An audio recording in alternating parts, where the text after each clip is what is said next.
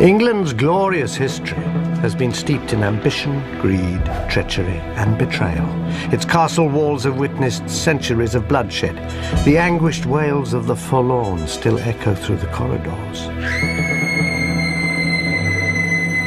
Cut off by tragic death, these restless spirits have been trapped in limbo between heaven and hell. They have become the castle ghosts of England.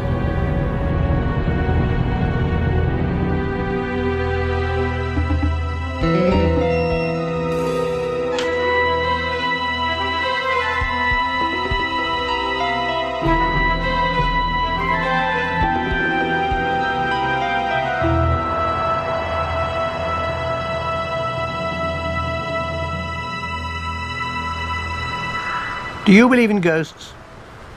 I do. Ever since at the age of 6, I ran panting downstairs and said there was a grey lady standing silent outside my bedroom door. I'm not alone. 40% of the English believe in ghosts, and 1 in 7 people claims to have seen one. Spirits continue to haunt us from the dim recesses of a darker history.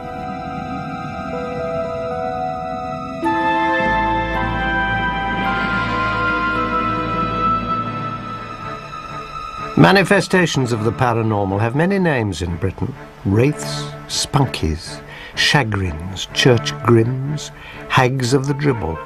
From the ancient druids to Dickens' A Christmas Carol, spirits have been a palpable presence in the English landscape.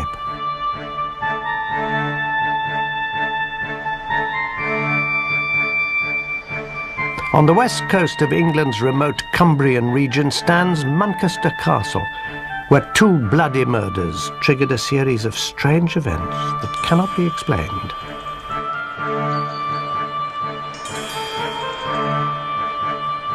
This rugged and beautiful landscape has echoed to the gruesome cries of the inhabitants of Manchester Castle. Its walls loom over the treacherous quicksands of the River Esk in the valley below.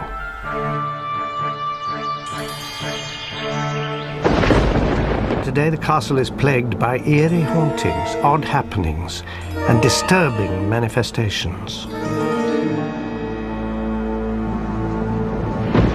The present owner of the castle is Patrick Gordon Duff Pennington. There have been Penningtons here in this castle, I know, since the early 13th century. Do you think that the spirits, the manifestations, the spectres, give the family special attention? I don't know. I like to think that they feel that we belong, and we like to feel that we belong to them a bit. What kind of hauntings have people experienced here? Sometimes when I open the doors and open the shutters in the mornings, people pull the doors out of my hand. The last curator, he used to see a grey lady walking up and down the red passage outside our room. The tapestry room, people have slept in there and have asked to be moved. They hear people cry when they feel cold. They think it's a nasty place to be in, and people who feel anything at all, they come out not quite the same as they went in. Residents and guests of the castle also report the distinct sound of thumping on the stairs. Evidence of paranormal occurrences was so strong at Manchester Castle that the family called in a team of specialists to investigate. On September the 18th, 1993, the experts set up an array of monitoring equipment for a scientific study of the hauntings. They waited for nightfall.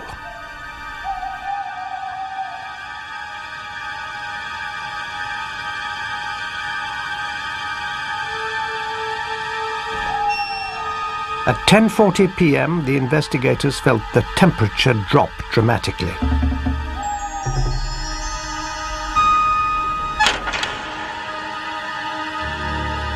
A minute later, a vase began shaking.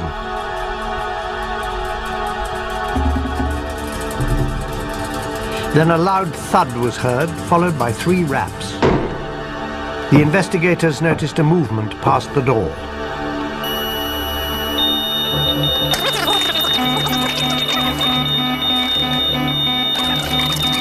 The team observed so many unexplained events that they reported it is hard to come to any conclusion other than that Manchester Castle is inhabited by supernatural energies. Not a few of the supernatural happenings have been attributed to a malevolent spirit that inhabits the castle. And in Manchester's long story, there's no more malevolent character to judge by events than Thomas Skelton. He was the last jester or fool to the Penningtons. He was known as Tom Fool and was responsible for the phrase tomfoolery. He was also a steward of the estate. He was a trusted servant of his masters and a tyrant to those beneath him. He's said to have known Shakespeare, indeed, to have been the model for King Lear's fool. Malicious, vicious, witty, and cruel. No one could play a trick more thoroughly than Tom Skelton. He loved to sit under a chestnut tree near the castle and wait for passers-by seeking directions. Those he didn't like, he'd send to their deaths in the quicksands below.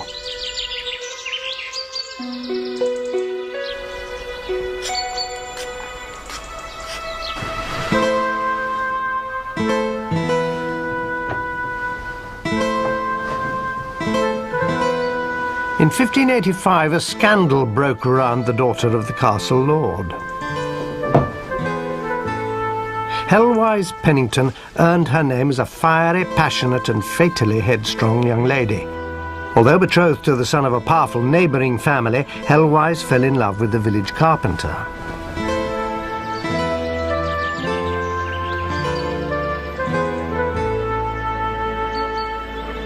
But their encounters were not to remain secret. When word reached Helwise's father, Sir William, he sought out Tom Skelton, meeting him here under what became known as Thomas's tree. He told him to put an end to the scandalous affair.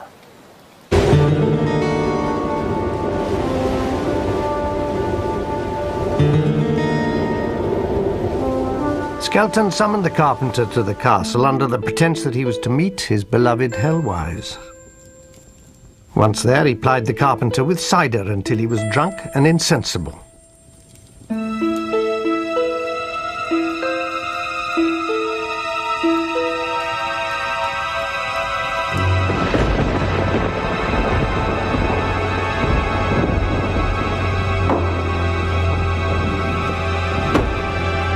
Then Skelton used the carpenter's own tools, a mallet and broad chisel, to hack off the young man's head.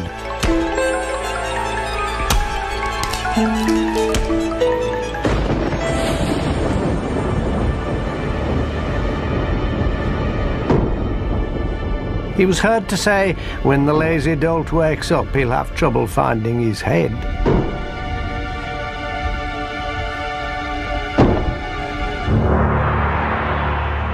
Always one to please his master, Skelton presented Helwise's father with the young carpenter's head. History does not record Sir William's reaction.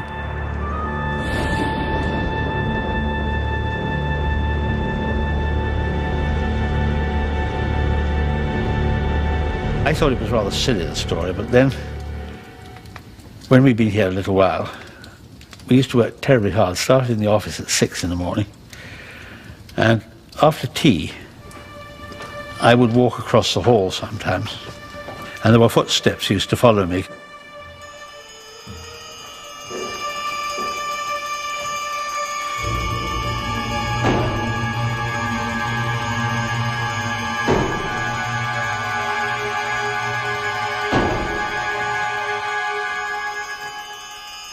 You don't think it could possibly have been an echo? No, I've tried that out. No, it wasn't. And I've tried it with sort of shoes that didn't make a noise, but I always heard the behind me. The thumping heard in the hallways could well be the sound of Skelton dragging the young carpenter's body through the castle.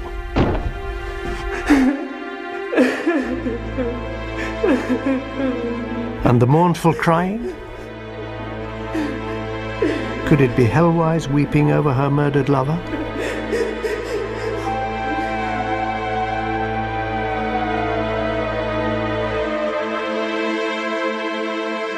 Afterwards, the heartbroken Hellwise disappeared into a nunnery and eventually went mad.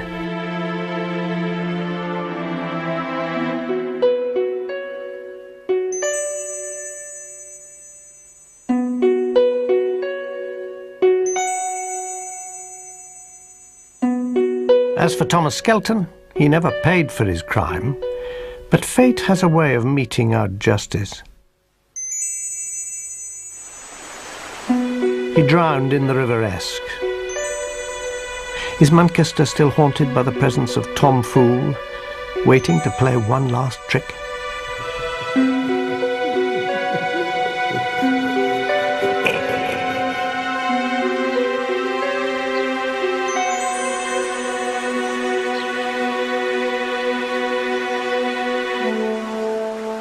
"200 years later, these dark waters were to claim more lives and give rise to another apparition.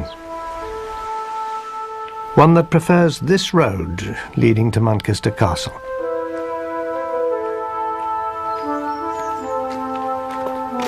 Good morning. Grace Simmons, an employee of the castle, has seen the ghost. It'll be about October in 1985 that I've been out for a night and coming back up the road, driving up the road with my husband, and just come around the corner and we saw this lady standing. She was leaning against the wall.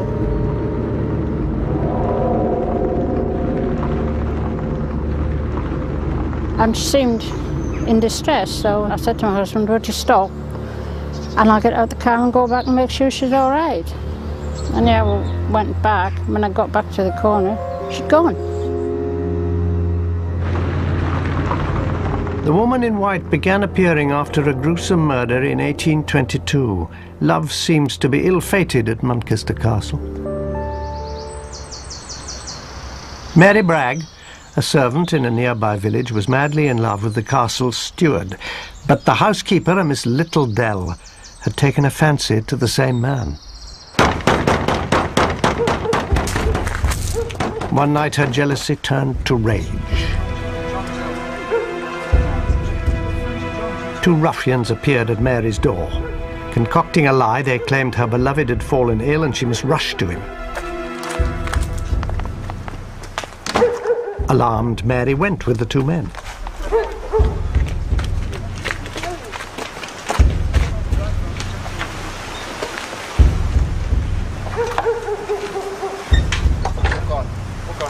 She never made it to her lover's side.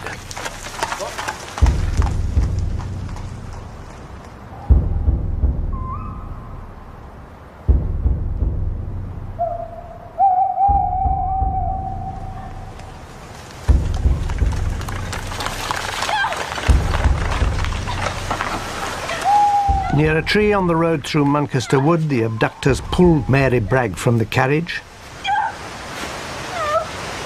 A pistol was rammed into her mouth.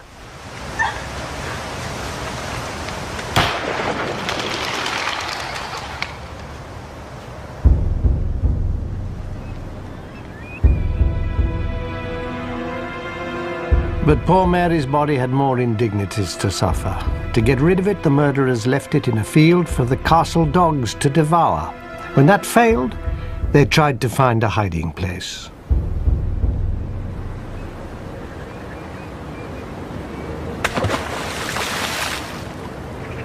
They hoped the waters of the River Esk would do their dirty work.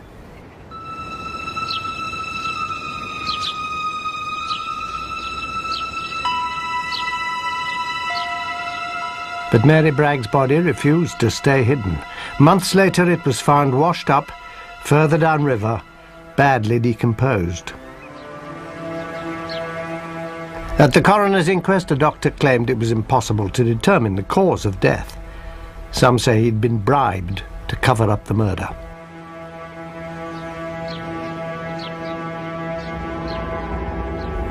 But those involved with Mary Bragg's murder did not escape their fates. They met with bizarre ends. One of her assassins went insane, another was hanged as a highway robber. Mary's rival, Miss Littledale, who had hired the killers, became the subject of rumour and suspicion. Eventually she was banished to a remote village where she was shunned as a murderess. The doctor at the inquest drowned in the River Esk, not 100 yards from where Mary's body had been dumped.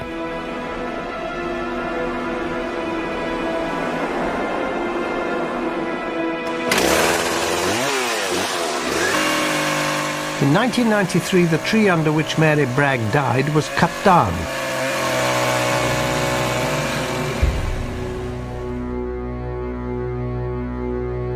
The timber was reputed to be cursed. Blood began to ooze from the cut logs.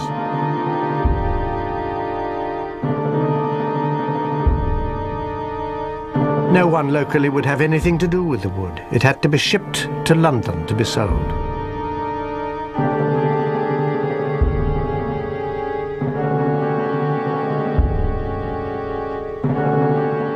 The apparition of the woman in a long white dress was seen on the very spot where the tree stood. Brutally murdered and mistreated in death, could it be that Mary Bragg still wanders in search of justice?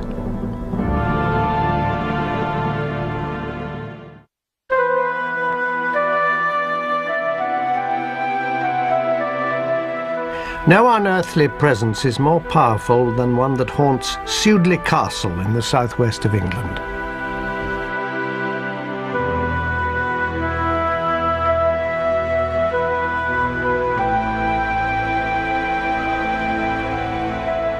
Nestled amongst the rolling hills of Gloucestershire, Sudeley sits in an ancient wooded valley that has changed little since it was established in Saxon times. Today the grounds are known for their majestic oaks and deer-filled royal parklands.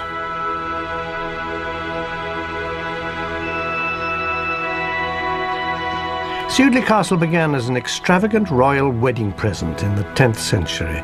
It went on to be owned by a succession of kings, including Richard III and Henry VIII. Despite its pastoral beauty, Sudeley Castle has a history of otherworldly events, including the chilling discovery of the strangely preserved corpse of a queen. Some say these incidents can be traced back to a tragic event that resulted in an apparition which still haunts Sudeley Castle to this day.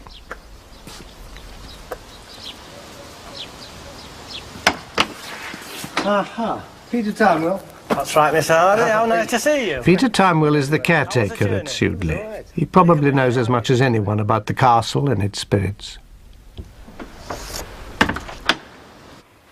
I know there are legends and reports of supernatural happenings, but do you think the place is haunted? Yes, I do. I get the general feeling, and so do members of staff and visitors, that there is something there. Employees report strange sights and sounds in the castle. The smell of an apple-scented perfume, the frequent forlorn sobs of a child, and the appearance of a tall, beautiful woman in a long green dress. The mystery of the lady in green is the key to the hauntings at Sudeley. Apples, yes. As Peter took me further into the castle, her presence appeared to become ever more tangible. And myself. This is the castle nursery. What a beautiful room. Feels very calm. Ah, but this is where most of the castle hauntings are taking place. Can you account for that? Well, I put it down to our Katie. Who's Katie? Queen Catherine Parr. And this is her. Catherine Parr was a striking figure. Nearly 6 feet tall, with auburn hair, she was intelligent and artistic, a lover of music and poetry. She is famous for being Henry VIII's 6th and last wife. Catherine Parr managed to keep her head and outlive him. Catherine always had a passion for this man, Thomas Seymour. He was handsome, selfish, a buccaneer. A political adventurer, he was determined to be near the crown. After Henry VIII died in 1547, Seymour proposed to his daughter, Princess Elizabeth. When she refused, he turned to the king's widow, Catherine. They were married later the same year and came to live here at Sudeley.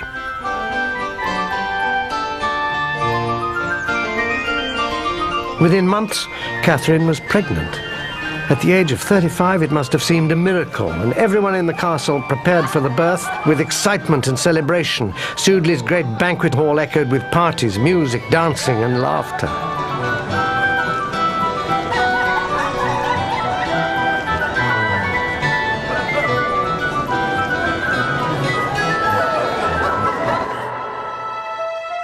Then tragedy struck. Gloom silenced the castle.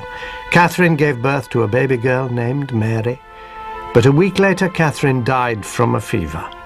Mother and infant daughter were forever separated. But the tragedy did not end there.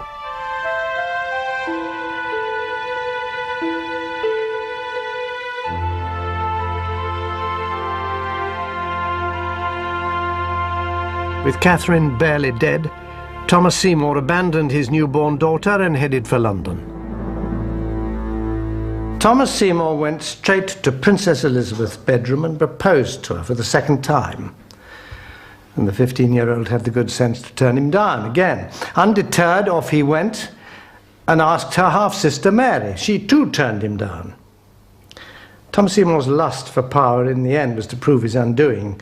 Indeed, he was beheaded for treason. And when he died, Princess Elizabeth wrote, "This day died a man of much wit and very little judgment."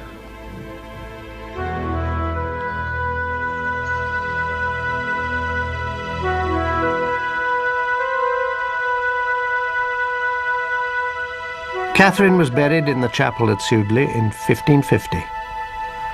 During civil war a century later, the chapel was ransacked. Her casket disappeared. 140 years later, a local farmer digging in the grounds came across a casket sealed in lead. He forced it open, and what he saw astonished him.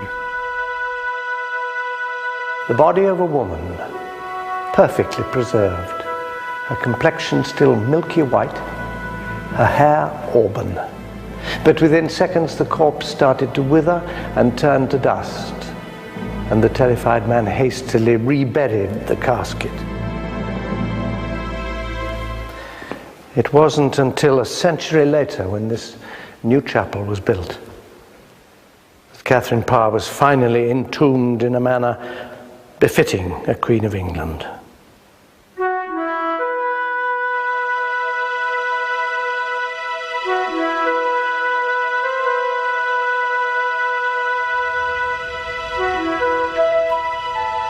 Apparently, Catherine Parr's spirit was not to rest. Margaret Parker, who's worked here at the castle for 23 years, is the latest witness to the Queen's return. Must be about 9 years ago. In the middle of winter, the castle was all locked up, and it was just 5 girls and myself cleaning. And it was an artist upstairs in Catherine Parr's room painting. Knowing the woman artist was about, Margaret Parker wasn't surprised when she saw a figure standing in the window. Morning. But the artist had only just come down from the nursery.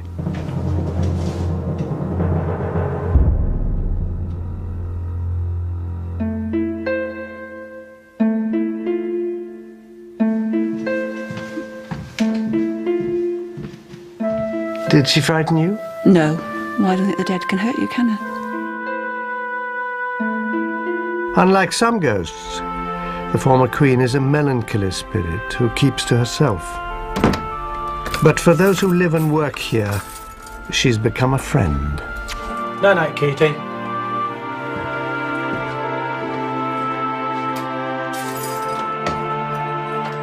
After Catherine's death, her daughter Mary mysteriously disappeared from history. No one knows what became of the unfortunate little orphan.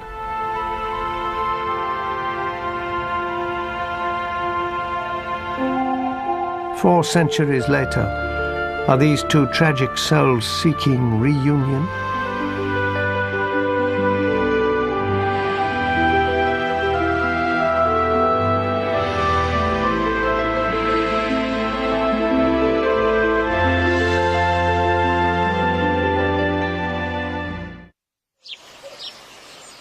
As if to purge itself of sorrow, Sudeley lay in ruins for 180 years.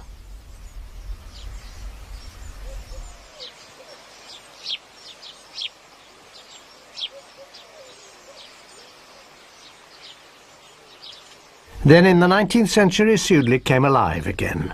Restored to its former glory, it was once again a home. But with a new generation of owners came a new occupant from the spirit world.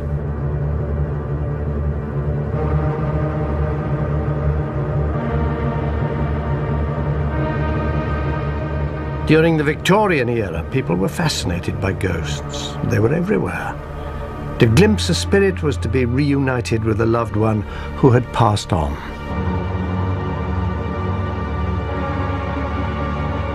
It seems only natural that a Victorian apparition is behind Sudeley's latest haunting, a haunting that has been witnessed quite recently.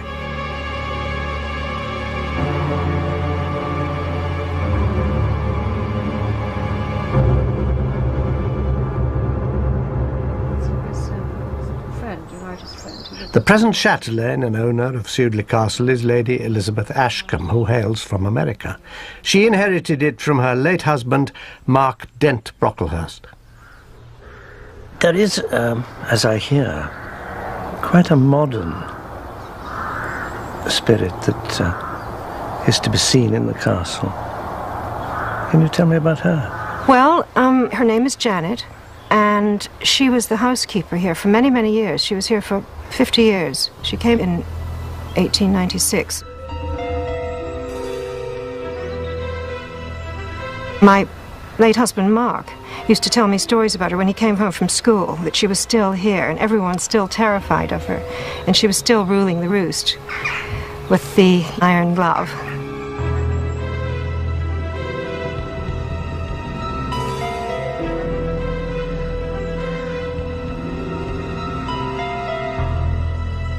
And so that's why I think she's still here. She just won't give it up.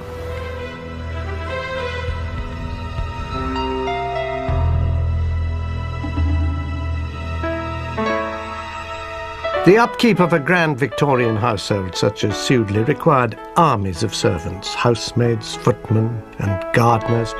All had their allotted place in the hierarchy. As housekeeper, Janet was in a superior position. Together with the butler, she was responsible for the strict running of the castle, ensuring that everything ran like clockwork and taking orders from the lady of the house. But her supervision didn't end there. In accordance with the rigid moral code of the day, she took particular interest in keeping the female workers chaste. Many of them were young, unsophisticated girls from South Wales who were away from home for the first time. Janet took it upon herself to safeguard their morals, sternly keeping amorous boys at bay.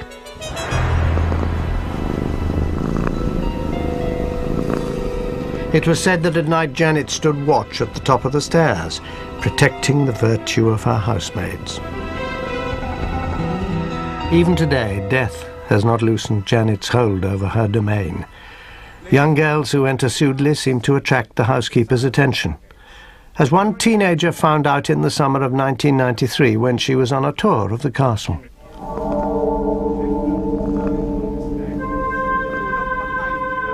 At the heavily gilded gold frame, you will find a picture of... Suddenly, without warning, a strange feeling overcame the girl, urging her up the staircase.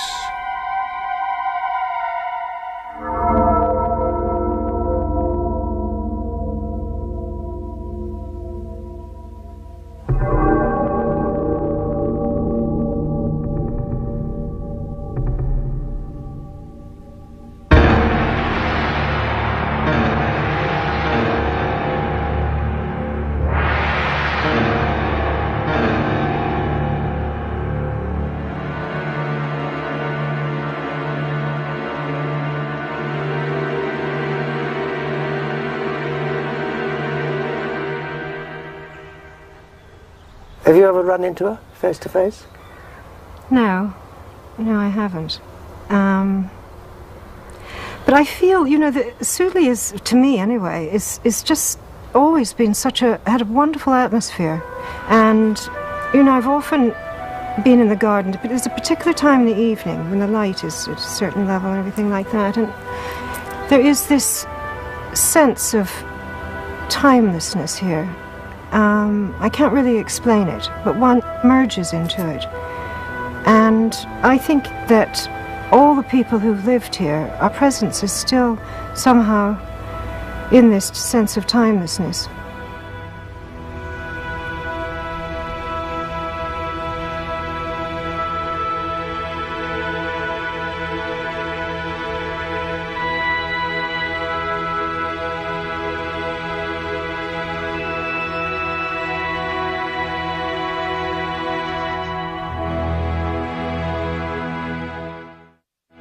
If Sudeley's ghosts seem to linger out of duty or longing, that is not the case with our next castle. There the letting of blood has spawned a legion of anguished spirits, for this is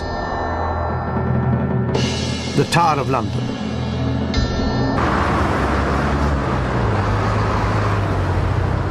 For almost 1,000 years, this revered landmark has been at the centre of the grand drama that is English history. It is said, he who holds the tower holds the power. Good morning, ladies and gentlemen. Welcome to the Royal Palace and Fortress of Her Majesty's Tower of London, the largest and oldest permanently occupied fortress in Europe. It covers over 18 acres, took 200 years to build. It comprises of 20 towers, not one. Probably the best known, although one of the smallest, is the Bloody Tower, here behind you. 2 young boys have been glimpsed playing in the tower.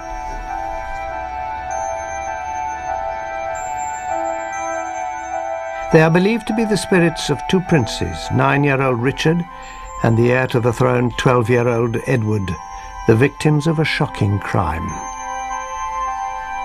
The boys were nephews of Richard III, England's favourite villain. Richard's enemies described him as malicious, wrathful, envious, little of stature, crook-backed. Still a controversial figure 500 years after his death. Some blame Richard for a series of treacherous murders, while others passionately defend him. What is known is that after the death of their father, King Edward IV, the 2 young princes were put under Richard's protection. Some say it was like assigning the fox to guard the chickens. For the princes stood between Richard and the crown. Richard had his nephews declared illegitimate and thus ineligible for the throne. He then confined them to the tower for their own safety, he said. For months they were seen playing on the battlements and in their room.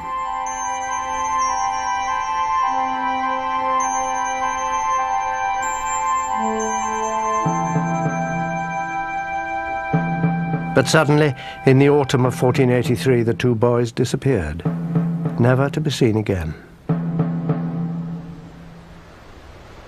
No one knows exactly what happened, but with his nephews out of the way, the last obstacle between Richard and the throne was removed, allowing him to be crowned King of England.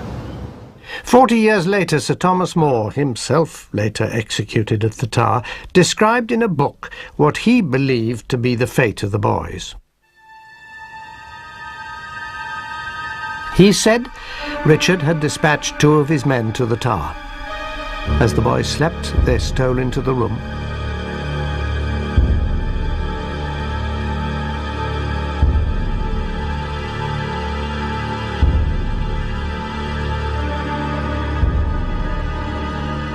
Then they smothered the 2 sleeping princes. More wrote, they gave up their souls unto the joys of heaven, leaving to the tormentors their bodies dead in the bed.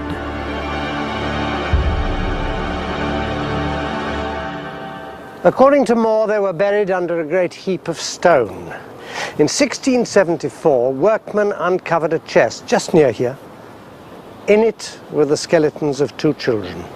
In 1933, these were scientifically examined. From the bone formation and the structure of the teeth, it was concluded they were the skeletons of 2 boys, a 12-year-old and a 9-year-old, matching the ages of the princes.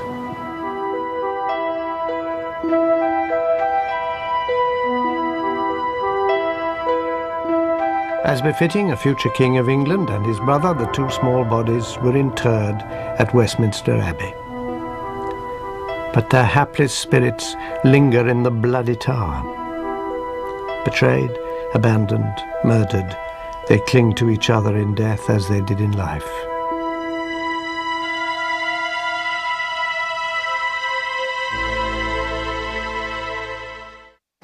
And the spirit that appears in this area of the tower is connected to another king's murderous determination. These rooms are the home of a particularly gruesome apparition.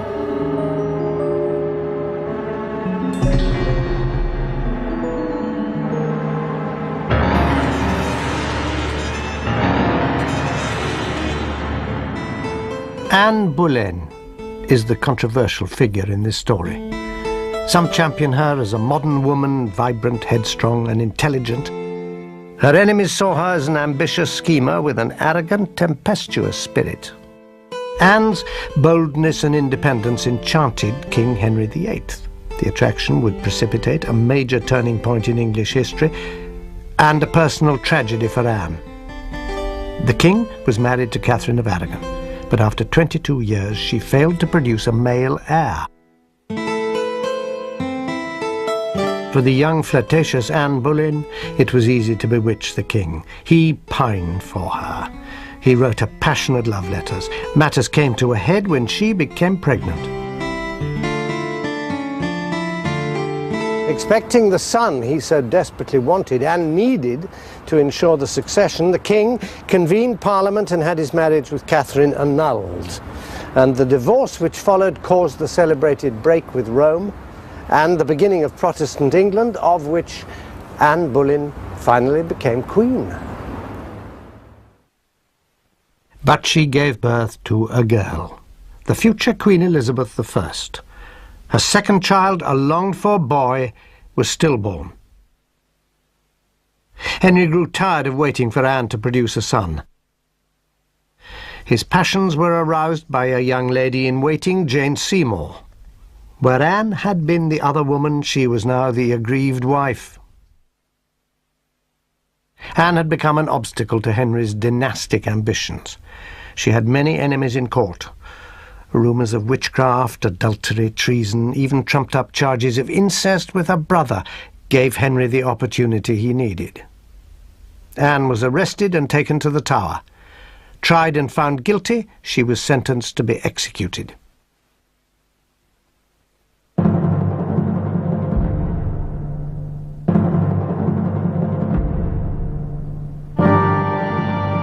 As she awaited death, Anne had violent mood swings. One moment she was laughing, the next crying. Then a calm overcame her.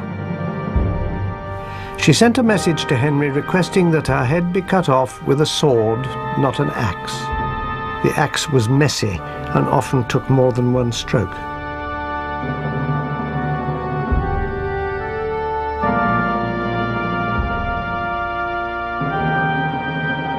The morning of May the 19th, 1536, a flock of scavenging ravens gathered to watch as Anne Boleyn was led into the courtyard of Tower Green. When the inevitable moment came, the executioner readied the sword behind her back. Anne looked forwards, and before she knew what was happening, eyewitnesses reported the executioner smote off her head at a stroke.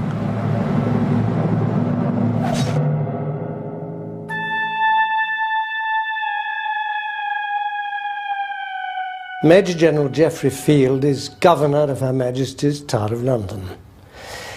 Do you know what happened to her body? Well, I know the story of what happened. Immediately after the executioner picked up the head and displayed it to the crowd who had gathered to see the execution. And the story goes that the eyes continue to move and the lips continue to move for several seconds after the beheading. The body was then put into an arrow chest. Apparently there was no coffin available for some reason. Put into an arrow chest with the head tucked under her arm, and she was then buried in the chapel of St. Peter ad Vincula, which was immediately behind the execution site.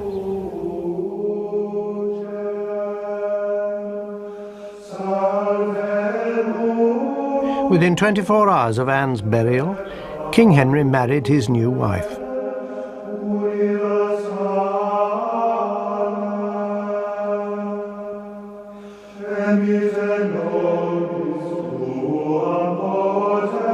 But headstrong in life, Anne Boleyn's spirit was not to be denied by death.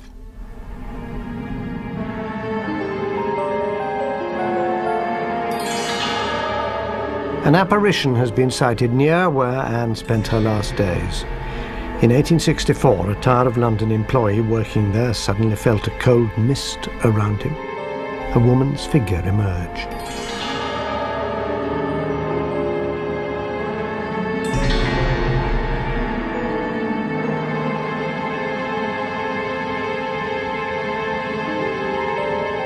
As the worker stood watching in wonder, the figure turned towards him.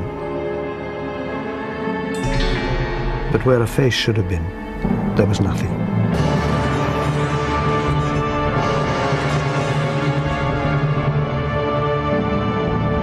Do you believe in ghosts?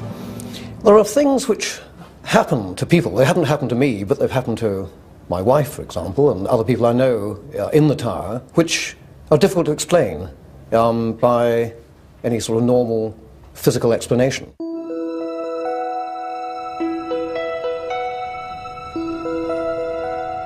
A frail apparition dwells in a parallel universe, trapped between reality and the beyond.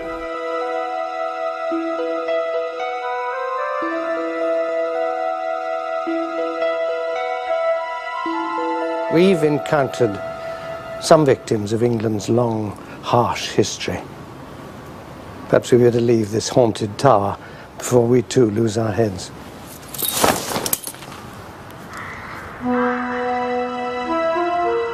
Have we persuaded you that the castle ghosts of England are real? I'm convinced that right now, somewhere, a ghost is preparing to make its nightly rounds, and another haunting will soon be underway.